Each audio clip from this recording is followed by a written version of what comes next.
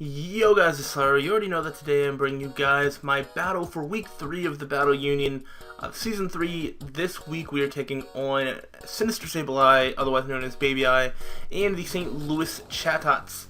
So, if you guys don't know, this battle means a lot to us this season because we really need to win. Our first 2 games have not gone well. We won our first one due to hacks. We lost last week due to just really awful team prep, and this week I've really felt a lot more comfortable with my team prep, and I have a lot more confidence that I can win this game. And if we want to stay in the playoff race in our division this early in the season, we really need to start turning our season around because it's not looking pretty right now. So hopefully we can do that this game. And let's go ahead and get into everything that happened. Links to the team analysis and to Baby Eye's channel and Twitter is in the links in the description. Links to them are in the description. Also links to the TBU channel, which has videos going up every single day, except for maybe Saturday. I forget, or Friday. There's like one day that there might not be an upload, but like every other day there's an upload. So TBU channel is the place you want to be. Yes, so let's go ahead and get on with this battle. I am bringing a Scarf Flagon with U-turn and defog, just so all can be right in the world again. A max HP, nearly max speed Manaphy with Reflect and 3 attacks because I keep trying to set up with it and it doesn't work. Defensive Omastar with a Shukaberry just for various ground coverage. Maybe not the best decision, but we'll get into that a little bit later. Also has Stealth Rocks and Spikes to start doing to try and do a little bit of hazard stuff. Physically Defensive Arcanine to be a pincer switching, Physically Defensive Venusaur to be in everything else that's physical switching, and a Porygon 2 that is especially defensive to be in everything that's special switching. So, Baby Eye essentially brought the team that I thought he would. He brought Mega Pinsir, Heatran, Hoopa, Starmie, and Conkeldurr, all which I had thought that he would bring. But he also brought Gramble, which that 6 slot was kind of up in the air anyway. I was thinking Haxorus, and then I was like, no, he's not bringing Haxorus. He's probably going to bring like Zipstrika instead, which was what my guess really was. But he instead brought Gramble, which, I mean, 5 out of 6 ain't bad. Now, we're going to get into the battle. I'm going to kind of explain my thought process. From what I know of Baby Eye, from the few battles that I have watched of him, he seems to be like me, where he likes to try and do like anti-lead. He likes to predict the opponent's lead and then lead off something that goes really well against that. I should have really thought about that because I knew he was going to do that. My obvious leads would be Flagon and maybe Omastar if I'm like that set on getting rocks, but I feel people probably fear Shell Smash more so than anything else. So Flagon is kind of the obvious lead, and I really just was hoping or wanting to see if Heatran like had a way to do that. Like, was Heatran like holding a Shukaberry with Hidden Power Ice? Was he scarfed like with Hidden Power Ice to try and deal with that? But we're gonna find out the answer right now. So I do go ahead and lead off with the Flagon because I was like, I can use a U-turn on anything because I'm scarfed, outspeed, all that good stuff. And he does what I said he does. He anti-leads pretty well, and he brings out the Granbull. So obviously I can't really touch the Granbull, and the Granbull can touch me very hard. So I'm going to U-turn out of there. However, what this does allow me to do is get a switch into Venusaur, which is going to allow me to Mega Evolve turn 2 of the match, which is really good because I need Mega Venusaur's extra added bulk to take hits a little bit better. I'm not running Synthesis, so yeah, just being able to stay around for as long as possible is going to be very beneficial. But I am T-waved, slowing it down, which doesn't matter, but the potential for pair hacks is having me a little bit on edge. But he is going to switch out. I kind of assumed that maybe he was going to be safety goggles potentially on the Hoopa. So I actually go for the Leech Seed first turn, and I do hit and I do break through. It's all good. And now we have a Hoopa C in front of us, which is cool. This was a risk I was willing to take. I went into Porygon 2. I don't know much about Hoopa, but I did look up, and it does get Focus Blast. It does get Knockoff. Those things could have been really bad, but he went for Hyperspace Hole, which was not bad at all, because as you can see, we can eat this up because we're a Porygon 2, and especially defensive one at that. We get some health back thanks to Leech Seed, which is one of the things that Leech Seed is good for, is to kind of get a slight bit of recovery on walls that don't have, aren't able to hold leftovers, such as Porygon 2. Not that he's not able, but then he's a less effective wall. He just pulls the switch into real. If I just want to strip for the Shadow Ball, that's his Quick Elder anyway. But I just want for the Shadow Ball just in case he stayed in and just wanted to see. So now he sees the Shadow Ball and knows that I have that. And I go into Mega Venusaur because that is what's going to deal with physical attackers. And he goes for knockoff, which is really, really great. He gets a crit. Doesn't matter too much, but really the faster that Venusaur gets worn down, the more unfortunate it is. He switches right back out into the Hoopa. I go for the Sleep Powder this time, and he does fall asleep. Man, and I actually really hate reliving this series of events, but I'm going to go into Manaphy. Because maybe it would threaten him out, think that I'm going to set up on him. You know, it's a way to just keep Hoopa asleep and deal with it later. And because I predicted him to switch out, I figured the biggest threats to my team are physical attackers, so I'm just going to set up the Reflect, turn 1, and yeah, there's that. Now I noticed that the dex for him and falling asleep is going before my attacks, which means he has to be Scarfed. I am like almost max speed timid Manaphy. I almost kill him with the Shadow Ball, but I don't. I should have known something was up because he was still trying to go for something. He goes for Destiny Bond, which I was bad. I didn't even know that Hoopa got Destiny Bond, so that is completely my fault for not knowing that. I go for the Surf. Manaphy gets his first kill of the season with the crit that doesn't matter, but Hoopa does take me down with it, which really sucks. A full health Manaphy just getting taken down like that is really, really upsetting because I could really use the Reflect for later. I could really use the just the bulk and stuff for Heatran and just the attacks to do damage. I bring Omastar to try and like get up rocks or something, but then I get scared and I switch right out into my Starmie switch, and I could have lived a Psychic and got up rocks or something, but he could easily have Rapid Spin, but we do find out he's Life Orb, so we can try and wear him down a little bit. So he's going to go for the Psychic, and I believe I just go straight for the Recover, because I do not want Porygon 2 to be on too low of health.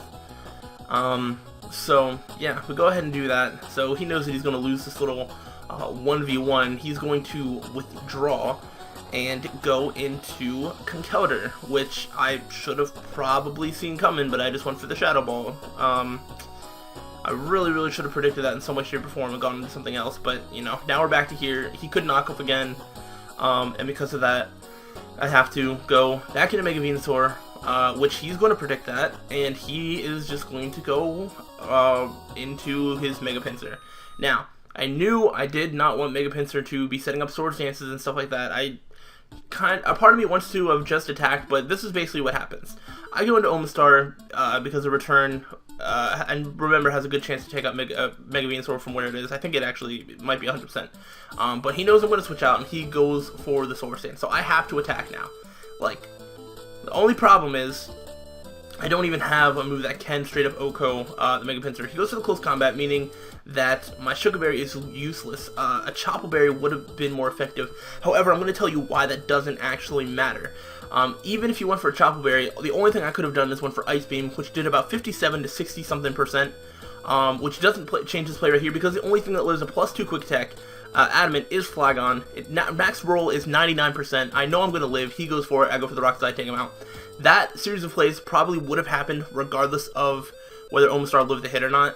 So Omastar still would have died to Mega Pinsir, and Flagon still would have came in and killed the Mega Pinsir. So that all just happened. You know, I switch out because I am Scarfed into Rock Slide, and that's not going to do much. Also, you could Mach Punch, so that's the thing. So I go into Arcanine this time because I didn't think he was going to knock off. I thought he would just, like, maybe Mach Punch, try and kill it or whatever. But he goes for the knockoff, knocks off my leftovers, which, to be honest, Arcanine is a little bit less important now that it doesn't have to switch into Mega Pinsir. So I'm somewhat okay with that. I didn't know what he was going to switch in. And the thing I didn't want to come in more was the Heatran, so that's why I went for Bulldoze. Anything else I felt like I could deal with a little bit better. And maybe if I lowered Starmie's speed, I might then calc to see if Arcanine could outspeed the Starmie, which I don't even think it could because it could be a max speed Starmie and a no speed Arcanine. So, but besides that, this thing's back in. I just go back into Mega Venusaur, making the safe switches all over the place, and maybe I predict this too. And it goes right into Starmie, which is immediately going to threaten me out again. And you can see kind of what's happening. I'm making the safe plays, the safe switches. I go back into Porygon 2. It's, you know, dedicated answer to this. which I don't think that's the bad switch, but it's just the fact that he can just keep predicting like what I'm doing. It's very easy for him. I think he knows that I have to recover here, and so he's going to switch out, and because of that, I think I don't recover, and I just go for a Shadow Ball, because thinking that he might try and recover or something. I don't know what I was thinking, but now Heatran's in here. I can 1v1 this Heatran, like no problem. And now he goes for rocks.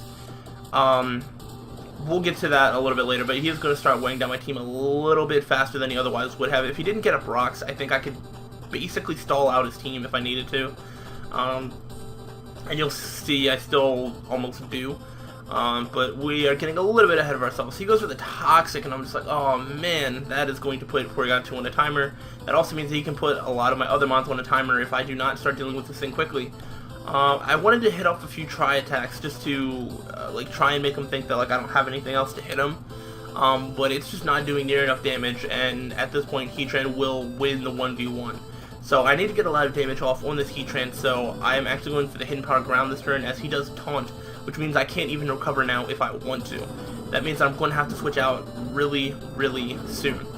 Now, I've seen 3 of his moves, and I know that he only has 1 attacking move. I don't know if it's Fire Stab, I don't know if it's Earth Power, I don't know if it's something else. Like, I just don't know at this point.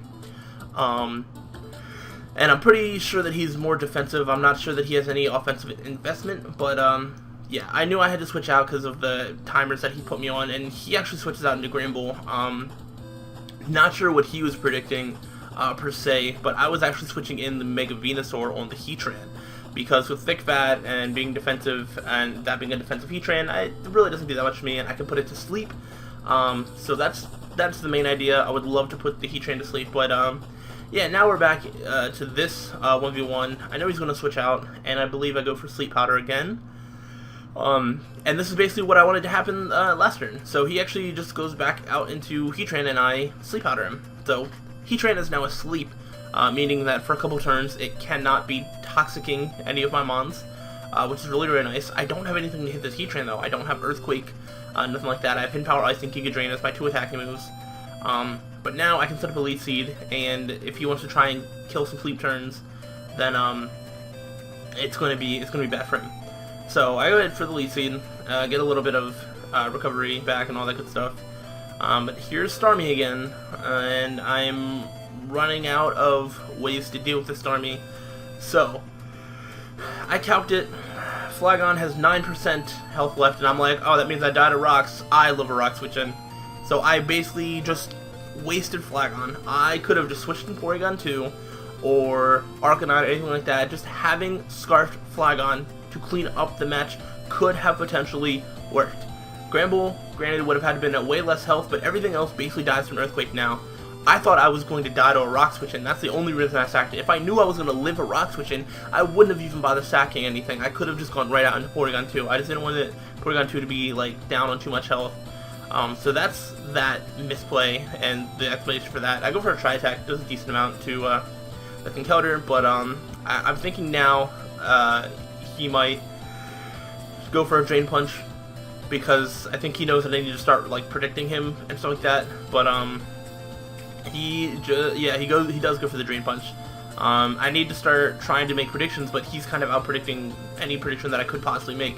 Like if I think he's gonna predict and go for something else and just get more Tri-Attack damage or something, like, you know, we could, but I don't know. He goes for the Ice Punch, gets a crit, so that's 2 crits on the Mega Venusaur. I go for the Lead Seed and it misses. I know I'll live another one just because that crit did 50, I have 40, so yeah. I live one too. Go for the Lead Seed, and I'm gonna start wearing this thing down now. Now, if I wasn't paralyzed, I would be able to outspeed. I'm pretty sure I could live a Mach Punch. I'm not entirely sure after like the crit damage and everything like that, but you know, we'd still have to play that game where he'd be going for a Mach Punch. So if I wasn't paralyzed, that would have been really, really cool. But it is what it is. I got into Arcanine, get the Intimidate, and I figured he was just going to go for another Ice Punch to kill the Venusaur. I was correct on that, so good for me, I suppose. And now Arcanine gets to get a kill, because Conkeldurr is really low on health, and I don't really see it doing much. The only thing else, it doesn't outspeed anything anymore.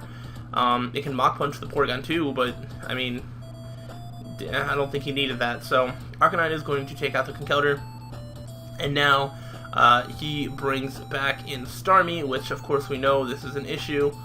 I die to any Starmie hit with Arcanine, so I sack off the Mega Venusaur here. Mega Venusaur wasn't really doing much more for me, so Starmie is going to live the Rocks 1-1 and let Starmie get another kill. I knew Starmie was a big issue for me, and it is proving it in this match. So that's a thing that is happening. He is on pretty low health though, and one Shadow Ball will definitely take him down. So he has to switch out, and I think as a result of this, I go for the Recover. I think I go for the Recover. So, I'm sorry, I just go for the Tri-Attack. I'm just trying to get damage. I do need damage on this Gramble too, and that does damage. However, that was with the Analytic Boost since he switched out, which means that the next Tri-Attack is going to do not as much, which means I don't even know if it's a 2-hit KO from here. I'm not taking that much toxic damage yet, so this is when I go for the Recover. A close combat does like 40% max, or 46% max, and that was like with attack investment and adamant. So he goes for the Play Rough and it misses. That's really not that big of a deal. It really, it doesn't really end up mattering. So, I'm just going to, I believe, go for another Tri-Attack as he switches out and goes into the Heatran. So, I do go for that for aforementioned Tri-Attack, and it doesn't do that much. So, because it's Heatran, and I know it's defensive or especially defensive of some sort, and that is the thing. Now, I believe, I'm trying to see. I don't know why I switched out. I could have just went for a Hidden Power Ground. I think I was predicting. What was I predicting here? Oh, okay. I needed health my Arcanine, and I figured he was just gonna stay in and burn off sleep turns. So, I want to heal my Arcanine, so that way I can deal with the Grimble better. Maybe, I forget. But I felt like I needed more health on my Arcanine, so that's why I made the switch. I went in and I Morning Sunned, and now he brings in the Gramble. And essentially what happens now is Arcanine and Gramble are kind of until the end. Well, not the end, but the end of one of their lives. Whoever's going to win this 1v1. So here we go. I'm Morning Sunning, you know, all that good stuff. And he's going to reveal the double status and go for the Toxic, which means Arcanine is now on a timer. This is when I kind of make the decision that, alright, I just need to keep attacking. So I'm going to keep going for Flare Blitzes. If he brings in Heatran, then I just go for Bulldoze. I should outspeed because the defensive Heatran, and Bulldoze will take him out. And if he goes into Starmie, he's going to be taking a lot of damage from Flare Blitz, and then, you know, then he attacks the Arcanine, and he hurts himself more with the recoil damage. So he doesn't really want to switch into one of those things onto a Flare Blitz. So he's going to stay and he's going to Heal Bell. That's going to wake up the Heatran, which is good for him. And this, you know, super support Grimble, we see the Thunder Wave, Heal Bell, Toxic, and Play Rough are his moves. So it's going to be a little bit before we can really take down the Arcanine, but I can't really stall it out because as soon as I kill the Gramble, Starmie comes in and kills me anyway. Like, Scald does a minimum of 90% from Modest Life Orb, which is what I think he was. But either way, that I can't get to full health with all this toxic damage. So regardless of what happens, as soon as Arcanine dies, Starmie comes in, or as soon as Gramble dies, Starmie comes in and just kills Arcanine. So there's no point in trying to do any sort of Morning Sun stalling. So this turn I am, and I did burn him. That honestly didn't do anything, because you'll see, I go for the flavors here, take him out, and then I die to toxic damage anyway. So the burn didn't really matter at all. So both of us has kind of gotten a little bit of useless hacks, so this game really, really hacksless, which I'm very, very happy about because that is much different than the first two games. There was much more hacks involved. So I go into the Porygon 2, and he goes into the Heatran. This is basically it.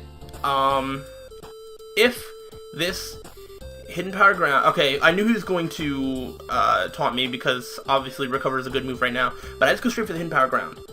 Alright, and if this takes him out, I win the game, but it doesn't. He lives the hidden power ground because I'm assuming he has to be specially defensive. But he lives the hidden power ground. If he died to that hidden power ground, Starmie could not take me out, and I would take out Starmie with a Shadow Ball. But he's going to be able to get off this little bit of chip damage. Well, that's actually a lot bit of chip damage. With the Flamethrower, I take out the Heatran, and especially with the toxic damage on top of it, that confirms that Starmie is going to be able to take out this Porygon 2. Without the toxic damage or without the Flamethrower damage, I would have lived any hit from Starmie, and I would have taken it out with a Shadow Ball. But because of that chip damage, he's going to be able to come in, go for the Psychic, and take out my last Mon. Which means we are going to lose again. Again! I am really, really upset at myself, at my team, and at the season in general. This has not gone anywhere near according to plan. So this week I believe I had the opposite effect of what I did last week. Last week it was bad team prep and the best that I could have played. This week I don't think I played that well. I think I prepped fine. A lot of my sets were really good. Omastar turned out to kind of like a little bit stupid, but here's the thing, like, I sacked Flygon needlessly because I didn't really do the Stealth Rock damage calc correctly. Manaphy dies because I didn't know that Hoopa got Destiny Bond, which is entirely my fault. I don't even try to set up hazards with Omastar. I could have started off like that and tried to do that. And that's about it. I played really well with Porygon 2, and Arcanine. Mega Venusaur did the best that it could do. It didn't get fully paralyzed a single time. So that second half, the second three there, I did pretty well with. The first three was just like an abomination. That's so bad. I mean, the Hoopa was right there. I had like a Leech Seed on Venus without actually being the only way that I could have killed a Destiny Bonding Hoopa. But once I saw like I let Manaphy go down. That's so stupid of me. I sacked off Flygon. That's so stupid of me. Those little things really mattered in the end because I don't know if it was a roll that the Heatran lived on or if it was guaranteed to live. But either way, there was a decent chunk there after the Porygon 2 went for the Hidden Power Ground. So, you know, it shouldn't have had to come to that. Like, I could have had the upper hand in this battle if I played a little bit better. Baby I was predicting me because I just made safe switches the entire game. There was no risky plays. There was nothing at all. Like, it's really, really frustrating. I think that my team can do work, but I just don't think I'm being creative enough with it. I don't think I'm being risky enough with it, and that's basically it. So now we really cannot lose again. If we want to make sure that we make playoffs, we just can't lose again, which is really asking for something. So I don't know if we're going to be able to do that. And if I lose one more time, I think I'm gonna try and hit up Jedi Cardet and become his Padawan for Pokemon Memeage. You know, I think that's the plan. So, but if we do get a win next week, then maybe we'll keep trying to make that playoff push because it's been a rough season. But not everybody else in our division has had a perfect season either. Top 3 make playoffs, so if we just keep winning, we can get back to top 3. I still have faith that we can do it. And on top of that, I did actually make a transaction that I think is going to help improve my team, and you're going to have to find out what that is next week when we play Xenon and the Sublime Salamence. So, that is going to be a game. That is our cross-division game. Xenon is not in our division. So as many of our division opponents that can lose as possible would be great, and if we can win, that would be great. So that's what we have to hope to happen. I don't like trying to rely on other people to not do as well to try and get me into playoffs, but it's looking like that's what it's coming to, plus we just need to win. So feel free to criticize me all you want in the comments, and in the power rankings, I don't even know how low I'm going to end up going after these past 2 weeks, but yeah, this has been an abysmal season so far, but we're just about to hit the halfway point, so that means that there's still plenty of time to turn this around. I'm not giving up yet, and I hope you guys aren't either. So that is going to wrap up week 3 of TBU. Let me know what you thought and all that good stuff, and I will see you next week when we go over that battle and everything. So thanks for watching, and until the next time, guys, stay sly.